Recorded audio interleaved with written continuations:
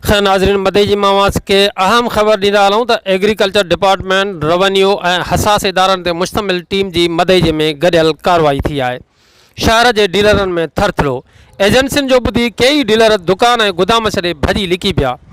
छापामार टीम बंदि गुदामनि जा ताला टोड़े गुदामनि में पियल सामान सील करे छॾियो।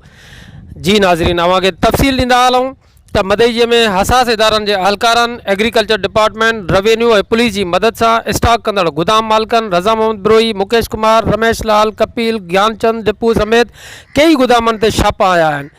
कुछ गुदाम मालिकान खां सिर्फ़ु मालूमात वठी नोट कई वई आहे, जॾहिं त कई गुदामनि खे सील करे मथां पुलिस अहलकार मुक़ररु कया विया आहिनि। मिलियल मालूमात मुताबिक़ छापामार टीम पारां सिर्फ़ु खंड, गेहूं यानी कुकिंग ऑयल, कणिक ऐं भाण जे स्टॉक कयल गुदामनि ते छापा हया पिया वञनि। हिन महिल ताईं मिलियल मालूमात मुताबिक़ 3500 भाण जूं बोरियूं ऐं 1500 खंड जूं बोरियूं बरामद करे सील कयूं वयूं आहिनि।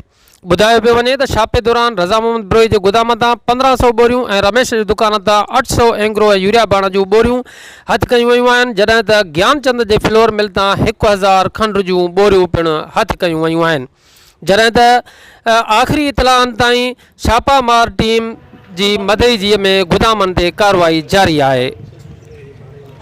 जी अव्हांखे इहो पिणु ॿुधाईंदा हलूं त छापामार team additional director agriculture department Khuda Bakhsh Kalwar, मुख्तियारकार गढ़ियासीन सैयद शफ़क़त अली शाह ऐं मुख़्तलिफ़ हसास इदारनि जे माण्हुनि ते मुश्तमिल हुई।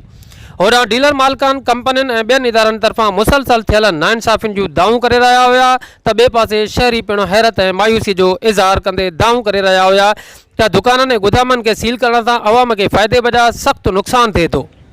अहिड़े अमल सां आम हलंदड़ रेट बजाइ डीलर तोड़े आम दुकानदार बहानू करे आम माण्हूअ खे ॿिन्ही हथनि सां लुटनि था ऐं संदनि खां को बि पुछाणू करण वारो नथो हुजे ऐं ईअं आम माण्हू तोड़े हारी आम दुकानदारनि हथां लुटजंदा ऐं पिसजंदा रहनि था।